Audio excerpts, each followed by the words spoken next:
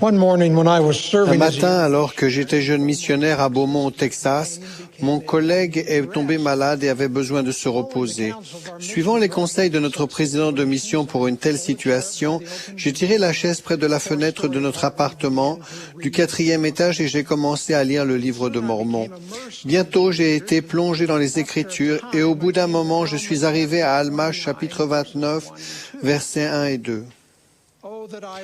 Oh, que je voudrais être un ange et satisfaire le souhait de mon cœur, d'aller et de parler avec la trompette de Dieu, d'une voix à faire trembler la terre et d'appeler tous les peuples au repentir. Oui, j'annoncerai à toute âme, comme avec la voix du tonnerre, le repentir et le plan de rédemption, afin qu'elle se repente et vienne à notre Dieu, afin qu'il n'y ait plus de tristesse sur toute la surface de la terre. Tandis que je méditais sur ces paroles d'Alma, elles m'ont pénétré profondément. Mon collègue et moi avions frappé à des centaines de portes à Beaumont, proposant de faire connaître notre message, mais avec un succès limité. Je me suis mis à imaginer ce que serait d'être un ange et de crier repentance avec une voix à faire trembler la terre. J'ai regardé par la fenêtre les gens qui allaient et venaient dans la rue en bas. J'ai imaginé l'effet que cela ferait d'être debout, brillant comme un ange, les mains levées et de parler avec la voix de tonnerre. Je voyais les bâtiments trembler et les gens tomber par terre. Dans de telles circonstances, j'imaginais qu'ils auraient peut-être le désir soudain d'écouter ce que j'avais à dire. Mais j'ai lu alors le verset suivant. « Mais voici, je suis un homme, et je pêche dans mon souhait, car je devrais me contenter des choses que le Seigneur m'a assignées. » Ramené à l'humilité, j'ai pris conscience que le Seigneur aime tous ses enfants et qu'il a un plan pour son œuvre. Mon travail consistait à faire ma part. L'humilité m'a aussi permis de comprendre autre chose. À ce moment précis, j'ai su que ce que je devais lire n'était pas de la fiction, mais bien réel. Calmement et paisiblement, tandis que je lisais, j'ai été littéralement rempli de lumière et de la certitude que cet Alma était un être réel, qu'il avait vécu et qu'il avait eu, lui aussi, le désir profond de faire connaître le message de l'Évangile aux autres. Si vous m'aviez demandé à ce moment-là, « Savez-vous que cela est vrai ?» J'aurais répondu, « Absolument. » À ce point, il m'est apparu clairement que je venais de recevoir un témoignage spirituel de la véracité du livre de Mormon. En réfléchissant à cette expérience et à de nombreux autres témoignages reçus depuis, j'en suis arrivé à mieux comprendre l'importance vitale de recevoir par l'Esprit.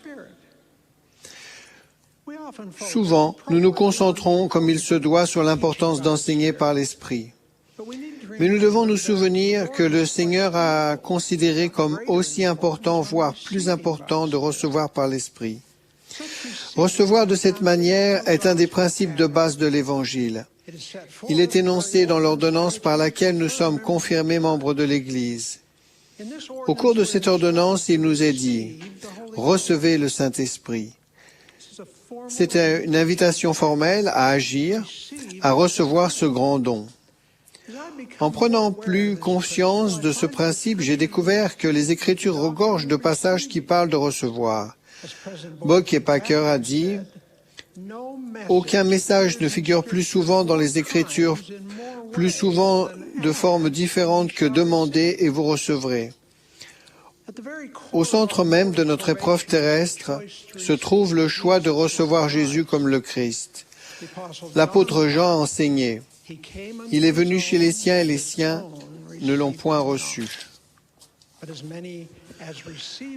Mais à tous ceux qui l'ont reçu, à ceux qui croient en son nom, il a donné le pouvoir de devenir enfants de Dieu.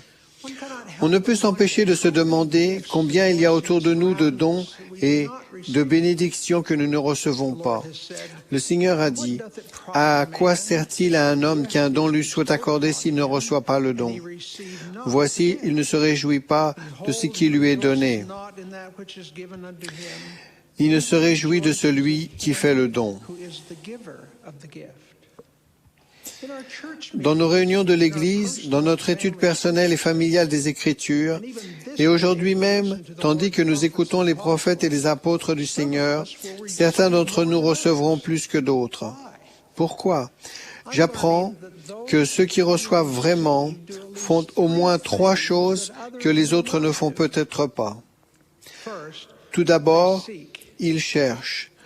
Nous vivons dans un monde de spectacle, un monde de spectateurs. Sans que nous nous en prenions conscience, nous pouvons arriver aux conférences ou aller à l'église avec l'attitude de dire « Me voici, maintenant inspire-moi ».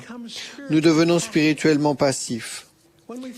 Lorsque nous faisons tous nos efforts pour rechercher et recevoir l'Esprit, notre attention est moins centrée sur l'instructeur ou l'orateur et se porte plus sur l'Esprit. Rappelez-vous que recevoir est un verbe. C'est un principe d'action. C'est une expression fondamentale de la foi. Deuxièmement, ceux qui reçoivent ressentent. Bien que la révélation se manifeste dans le cœur et l'esprit, la plupart du temps on la ressent.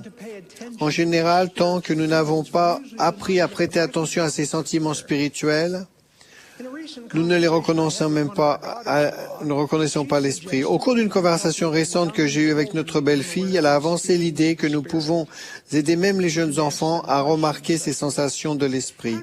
Nous pouvons leur poser des questions telles « Que ressens-tu lorsque nous lisons cette écriture ensemble? Que ressens-tu que te murmure l'esprit ?» Ces questions sont valables pour chacun de nous. Elles prouvent le désir de recevoir. Troisièmement, ceux qui reçoivent par l'Esprit ont l'intention d'agir. Comme l'a précisé Moroni le prophète, pour recevoir un témoignage du livre de Mormon, nous devons demander avec une intention réelle. L'Esprit enseigne que nous avons honnêtement l'intention de faire quelque chose à propos de ce que nous avons appris. En relisant ce que j'avais écrit dans mon journal pour comprendre et apprendre de l'expérience que j'avais faite en tant que missionnaire, j'ai découvert que bien que j'ai lu le livre de Mormon au préalable, ce qui est arrivé à Beaumont était différent parce que j'étais différent. Aussi inexpérimenté que je sois, cette fois au moins, j'avais sincèrement essayé de rechercher et de ressentir, et mon intention était d'agir avec foi en fonction de ce que j'avais appris. Je sais maintenant que de tels témoignages sont à la portée de chacun de nous régulièrement si nous avons le désir de les recevoir. Le livre de Mormon est la parole de Dieu. Jésus est le Christ. L'Évangile a été rétabli et nous sommes vraiment en présence de prophètes et d'apôtres modernes. Je prie pour qu'aujourd'hui et toujours nous apprenions à mieux recevoir afin de nous réjouir vraiment à la fois du don et de celui qui fait le don. Au nom de Jésus-Christ. Amen.